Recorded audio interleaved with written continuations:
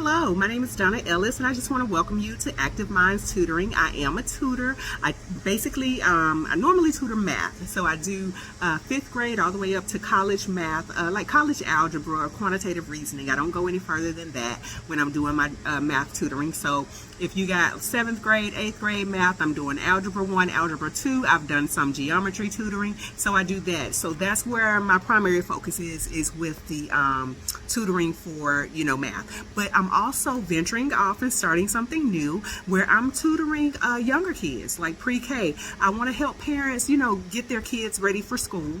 And so I feel like we've done a great job at my home with my daughter, who's 6 years old, with helping her to read and to write and to do math problems, things like that. And so I just want to offer tips to parents of younger kids as well on how to just get them started, because sometimes they just get so overwhelmed. They don't know where to start. They don't have a set curriculum. And so I just try to give a few tips on, what I do in order to teach my daughter. So hopefully you'll enjoy what I'm about to show you.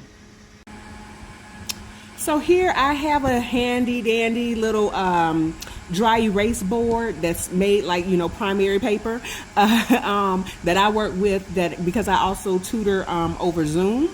And so it helps me, while I'm tutoring a kid, at that level. Now this, you can go and buy a primary notebook and start working with them from there, or you just use some regular plain blank paper or any type of notebook paper to write out these problems and help your child learn. Right now we're doing adding, and then we're also doing some takeaway. And so I just went in and I just was cleaning out my basement and actually ended up finding these little beads.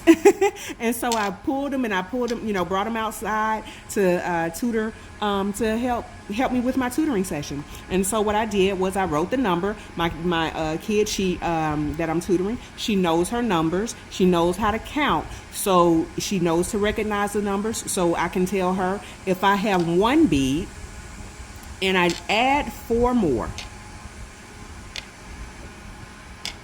how many do I have now? And she'll sit and she'll count. And because it's over Zoom, she doesn't really like touch them to count them, how you would do if you were in person. So what I do is I just point to them and have her count them. And then I said, okay, so 1 plus 4 equals, and then she screams out the answer, 5. But if you have your child at home with you, of course, they can just count them, one by one, and then they'll know that 1 plus 1 equals 1, 2, 3, 4, 5. And then I just write the answer there and let her know that she did a good job.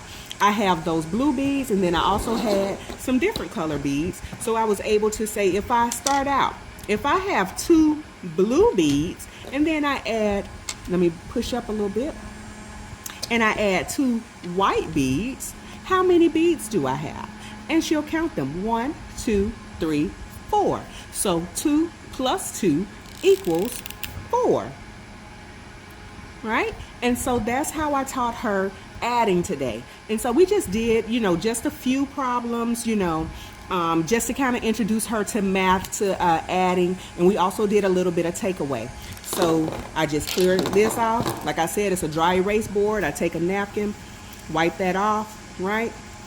And then I did a few takeaway. So I did, 5 minus 2 equals, okay? So I did that. So I said, if I start out with 5 beads and we take away 2, 1, 2, how many do I have left? And so we count them, 1, 2, 3. 5 take away 2 is 3. And so that's how I taught her today, how to do adding and takeaway. So that was our lesson for today. So that's something I hope that you might be able to find helpful as you're also, kind of navigating and trying to figure out ways to teach your child and to introduce them to math. Also, like I said, we worked on word families. So right now we're starting with the word family, at.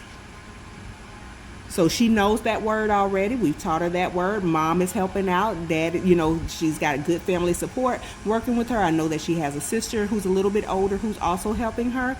And so we start adding letters to the front. we know our letter sounds, we know that that's h, at, hat. And then we move to bat, b-at, bat. And so we started working with those. We'll add more and more. And next week we're going to introduce it. We're going to go to IT and use and do words in the it family. I also want to show you this handy dandy little thing that I made. I love notebooks and I love stationery and things like that. So I went to Office Depot. They were having a sale on these little index card notebooks. And so I bought like 10 of them or whatever in different colors.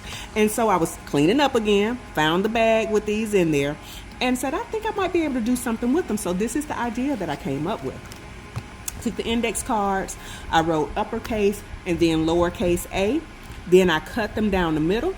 So today, like if I flip those where she can't see them, then we could just go through, flip the cards like flashcards. What's that letter? What's that letter? So we know that she knows her capital letters. Some kids might know the capital letter, but not necessarily know the lowercase letters, right? So now we can learn and flip through and identify our lowercase letters like this, R, I, things like that. So that's two sides to it, right? So now what we want to do, if we can recognize our letters, we know that's A, we know that's A. Now we wanted to just make sure that they can identify them as uppercase and lowercase of each other. Okay, so I might flip here and then I'll ask her like, hey, is this the lowercase letter for this one? No. Is this the lowercase letter for this one? No. Flip it. Is this the lowercase letter? No. Is that the lowercase letter? No. Is this the lowercase letter? Yes. And so now, you can flip through that and you can do them, multiple different ways. You can kind of get to where you're a little bit closer. So we have I.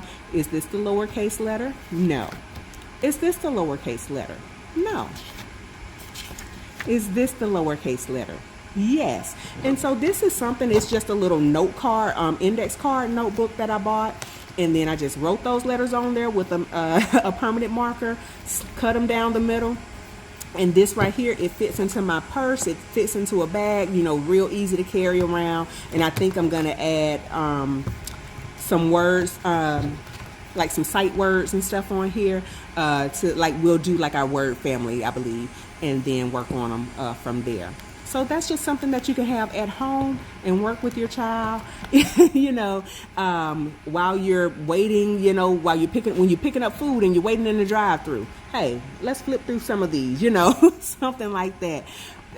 Just to keep their minds from being idle, just to keep them, thinking and working and learning and things like that. And you don't have to do it for a long time.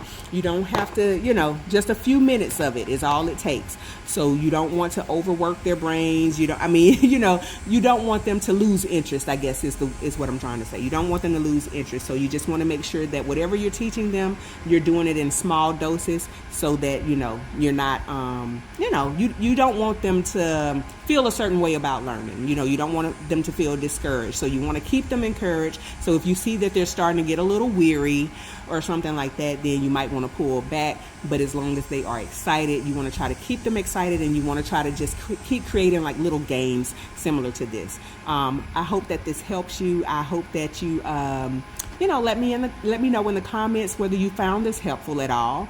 If it's something that you might try to use to teach your young one. All right. So thank you for listening. Thank you for watching. Bye-bye.